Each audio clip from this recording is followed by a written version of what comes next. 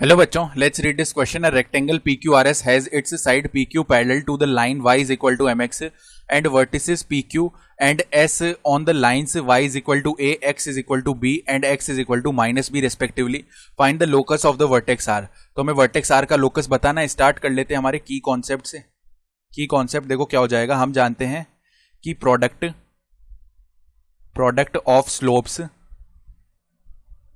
Of slopes of two perpendicular lines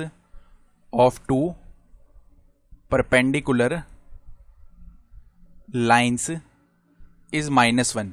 यानी अगर दो परपेंडिकुलर लाइंस है तो उनके स्लोप्स का जो प्रोडक्ट है वो क्या होता है, -1 होता है. तो पहले तो हम क्या करते हैं, यहां पे एक रेक्टेंगल बना लेते हैं. मान लो ये हमारा रेक्टेंगल हो गया है. ठीक है, इस तरीके से रेक्टेंगल आ गया है और यहां पे पॉइंट है P, ये पॉइंट मान लेते हैं Q है, ये पॉइंट R है और ये पॉइंट S है. तो हमें बताया हुआ है कि इसकी जो PQ साइड है वो पैरेलल है y is equal to mx के. ठीक है, तो PQ की जो स्लोप है वो क्या होगी, m ही होगी, क्योंकि y is equal to mx की स्लोप m आती है और पैरेलल लाइंस की स्लोप आपस में इक्वल होती है. तो PQ की स्लोप आ गई m, ये तो हमें पता है. स्लोप ऑफ PQ बोल देते हैं हम m बोल देते हैं. अब क्योंकि ये रेक्टेंगल है तो ये राइट एंगल होगा, यहां पर भी ये राइट एंगल होगा. ये बात समझ में आ गई. अब यहां पे हम क्या करते हैं, देखो P के जो कोऑर्डिनेट्स हैं वो मार्क कर लेते हैं. ठीक है, और हमें क्या बताया हुआ है, P का जो, क्योंकि y इज इक्वल टू ए पे लाई कर रहा होगा तो इसका y कोऑर्डिनेट a बोल देते हैं. x कोऑर्डिनेट हमें इसका पता नहीं है, वो हम पता कर लेंगे. ठीक है, फिर q जो है उसका x कोऑर्डिनेट, क्योंकि x is equal to b पे लाई कर रहा है तो x कोऑर्डिनेट b बोल देते हैं, y कोऑर्डिनेट इसका अल्फा बोल देते हैं. फिर r का तो हमें लोकस निकालना है तो इसको h k बोल देते हैं. फिर s जो है उसका, क्योंकि x is equal to -b पे लाई कर रहा है तो -b बोल देते हैं x कोऑर्डिनेट, और y कोऑर्डिनेट इसका पता नहीं है तो एक बार के लिए बीटा बोल देते हैं. ये बात समझ में आ गई. ठीक है, तो अब देखो हमें पता है कि जो डायगोनल्स हैं रेक्टेंगल के वो आपस में बाइसेक्ट करेंगे. तो एस क्यू को ज्वाइन कर लिया और पी आर को ज्वाइन कर लिया. तो ये जो पॉइंट है ना, इनका जो इंटरसेक्शन पॉइंट आ रहा होगा वो इन दोनों डायगोनल्स को आपस में बाइसेक्ट करेगा. मान लेते हैं कैपिटल एम इनका इंटरसेक्शन पॉइंट है. ठीक है, तो एम के कोऑर्डिनेट्स हम दो तरीके से लिख सकते हैं. एक तो अगर हमने लिखा एस क्यू का मिड पॉइंट लिखा, ठीक है, एस और क्यू का मिड पॉइंट लिखा तो क्या आएगा, b माइनस बी अपॉन 2 यानी 0 हो जाएगा, और अल्फा प्लस बीटा अपॉन में 2 ये आएगा. अब ये जो m है ये किसका मिड पॉइंट होगा, पी आर का भी मिड पॉइंट होगा. तो अगर पी आर का मिड पॉइंट है ये, तो हमें इसका x कोऑर्डिनेट 0 लाना पड़ेगा.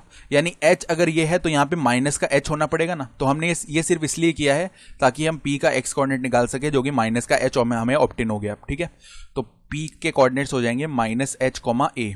ये हो गए. ठीक है, ये बात समझ में आ गई. अब देखो हमें स्लोप ऑफ PQ पता है m है, तो स्लोप ऑफ PQ दूसरे तरीके से भी लिख सकते हैं, जो y2 minus y1 upon x2 minus x1 वाला फॉर्मूला उससे लिखते हैं.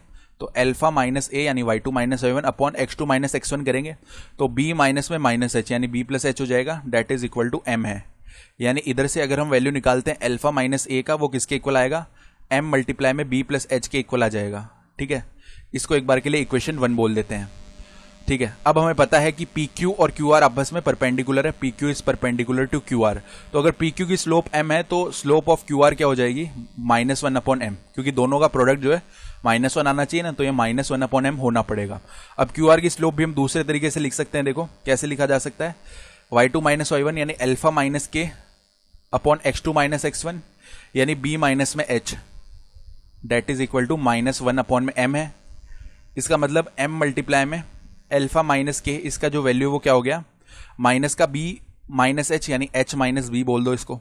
ठीक है, यानी अल्फा माइनस के का फाइनल वैल्यू हो गया h माइनस बी अपॉन में m, ऐसे लिखा जा सकता है. ठीक है, इसको इक्वेशन 2 बोल दो. तो इक्वेशन 1 बोल दिया, इक्वेशन 2 बोल दिया. अब हम क्या करते हैं, इक्वेशन 1 माइनस में इक्वेशन 2 करेंगे. तो देखो अल्फा माइनस अल्फा तो 0 हो जाएगा, यहां से माइनस a और प्लस का k बचेगा, तो k minus a that is equal to m multiply में b plus h minus h minus b upon में m.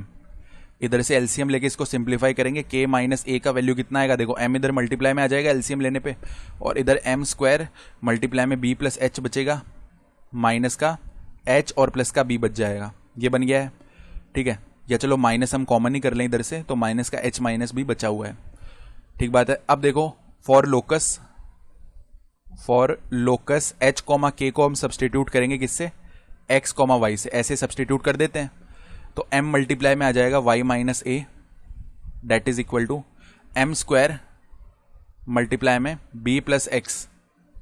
ठीक है, माइनस x माइनस b, यानी इस टर्म को हम उस तरफ लेके जाएंगे तो m स्क्वायर b बोल देते हैं प्लस में m स्क्वायर x बोल देते हैं माइनस में x आएगा, प्लस का b आ जाएगा, माइनस का my आएगा, प्लस का am आ जाएगा, डेट इज इक्वल टू 0। ठीक है, तो अब अगर हमने x कॉमन कर लिया, x जैसे ही कॉमन कर लिया, या चलो पहले हम क्या करते हैं, पहले हम कॉमन निकालना चाहते हैं टर्म्स को। ठीक है, तो हम क्या करते हैं, इधर से अगर कॉमन निकालना है तो x को कॉमन निकालते हैं। ठीक है, तो x को जैसे ही कॉमन निकाला तो m स्क्वायर माइनस 1 बचेगा। ठीक बात है, प्लस में अगर हम b को कॉमन निकालेंगे तो m स्क्वायर प्लस में 1 बच जाएगा, माइनस का my प्लस का am that is equal to 0। तो ये हमारे पास में हमारा रिक्वायर्ड लोकस आ जाएगा और यही हमारा फाइनल आंसर है इस क्वेश्चन के लिए। I hope you understood this explanation. Best of luck.